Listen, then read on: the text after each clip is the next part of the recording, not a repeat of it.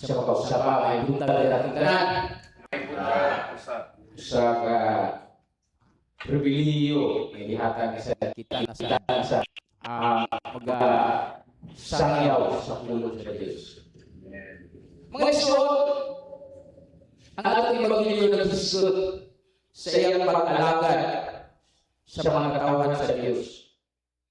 Pag-alagad ni Jesus nga siksiro o tinudanay kay nakita ni Jesus ang mga tao nga sama sa mga karniro nga walay magbalantay. Nagtudlo siya kanila sa mga butang nga gikan gayon sa sugo kaniya sa Ginoo. Mga isod, sa ito pagkinabuhi, nini nga kalimutan, puno kita sa kanang problema. Kaysa itong pagkahimugso nini nga kalimutan, uban ka na ito sa pagkatao ang problema. Pero, ang maka-ayo nini, tungkol kay naa ang Diyos, at ang tawag na nato. Wala kayong problema nga dili usumbad kung kita maduo lamang kaniya. Napiruan, kwarta.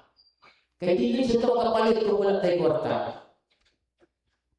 Pero, kung masayran lang sa tanan, na ang tinugdat sa tanang butang nini nga kalibutan ang Diyos, dito tayo niya. Kaya siya man ang tinugdat. Ang atong mga problema tanan nga matupa, dili na nato makaya. Isalig na ito kaniya. Pakayon na ito kaniya. Ano din siya matabang ka na ito? Kung makita niya nga matulaan kita diha sa atong pagpapakayon na kaniya. Apang sumo kaayo nga palandungon nga ang mga tutudlo, ang mga pagtudlo ni Ginoong Jesucristo ngadto sa mga katawan adunay nagtuo. Tinuod na. Pero ano na po'y wala na tuo. Mga isod, labi na kayong padayon na nato ang Ebanghelyo. Nag-iong ko kaya sila nga, ang power na ni Satanas, power naghatag ganyan mo na nagpanghinilip sa mga yawat, at ano ganyan dyan na? Maugyan sa kalimutan mga isod.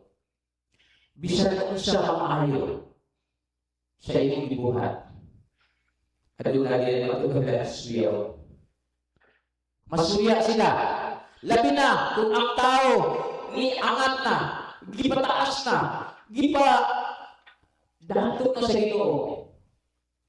Taghan dahil kaya masuya. Ngayon siya gusto practice na siya. Muna niya sa sikso. Inana ang tao. Pero kung mabatik lang yung nato, kita, ang gugma sa Diyos, ay ang dakong na gugma ka nato. Dili kita makaingon sa itong isikataw nga makabuhat kita kung dautan nato sa itong isikataw. Kung dili, ato Panginoong iampo nga mas maangat pa ta.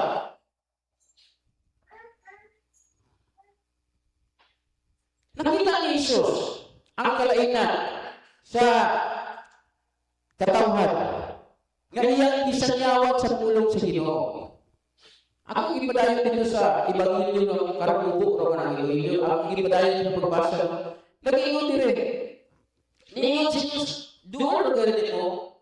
Ningon na si Ginoong Jesucristo nga makahingo mo tayo si Satanas. Paghingin ni Satanas.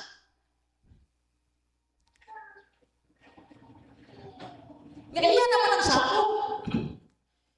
Dili na niya himuon. Kung dili ang himuon sa tanas, katong mga katawan sa Ginoo, mo ko tayo pagtulog.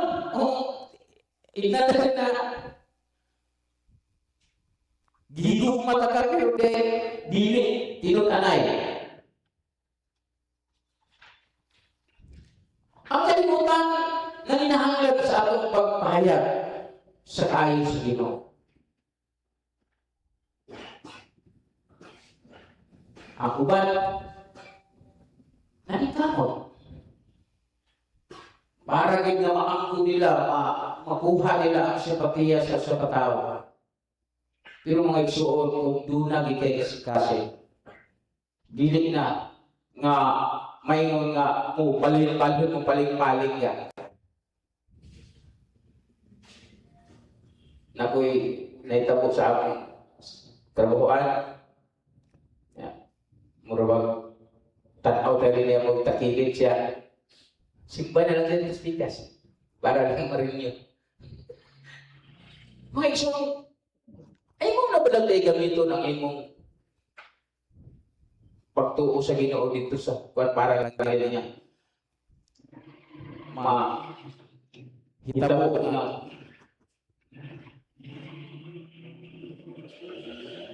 kung tinuod nila kung asa gigagitang sa Ginoo padayon kay mo kana ang gihatag sa Ginoo kanimo para nga ikaw magpadayon sa pagpalagad.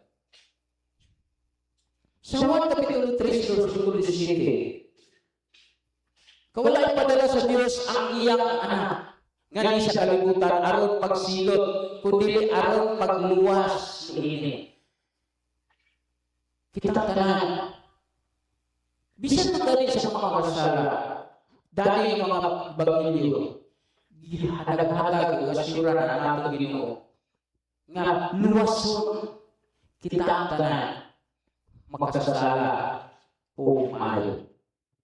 Pero naayon si Kwet kung ano na kay pinumatan na dili maayo. Pero kung matarong lang ka, nagsunod lang ka, nagbuhat lang ka sa kaubuton sa dayon, ang Diyos ang tambit siya mutawag ka na ito. Busa ang tangang kabalaka sa kinabuhi, isahin na ito sa atong mga binuhatan, atong makita ang kaayo sa Diyos nga atong gialagaran. Padayon kita nga mga lagad. Kaya ang atong pagbuhat, ang Diyos ang mahimaya kanatagtanan.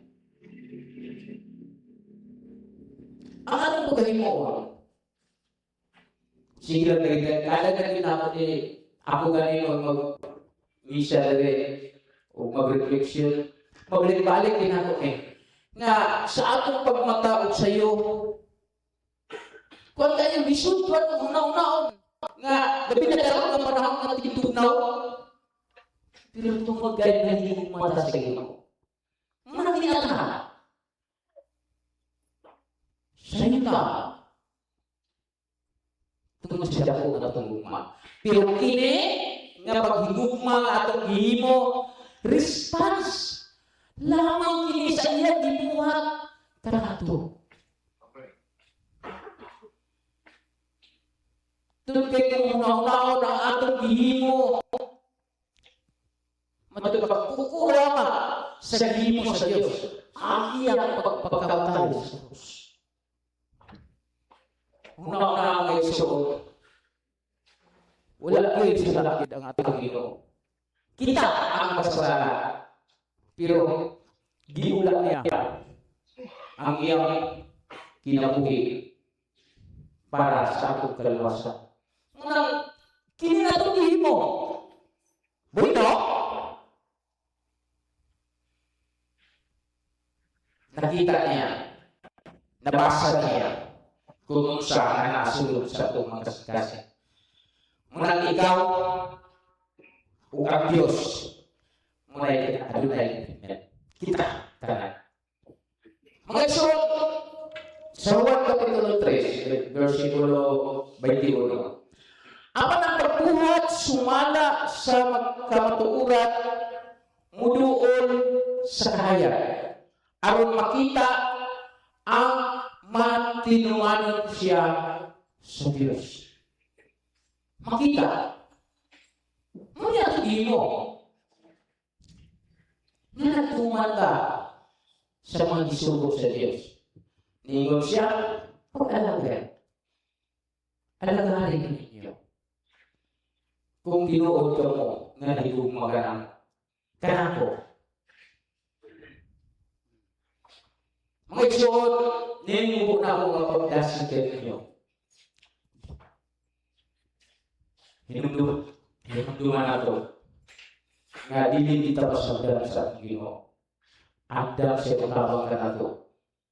Labi na kung kita matindaan o muduol o magtuo nga si ang Diyos una na yung maganato. Kita sa muduol kaniya aron sa paghihugma kaniya. Amen. Palihog na ito.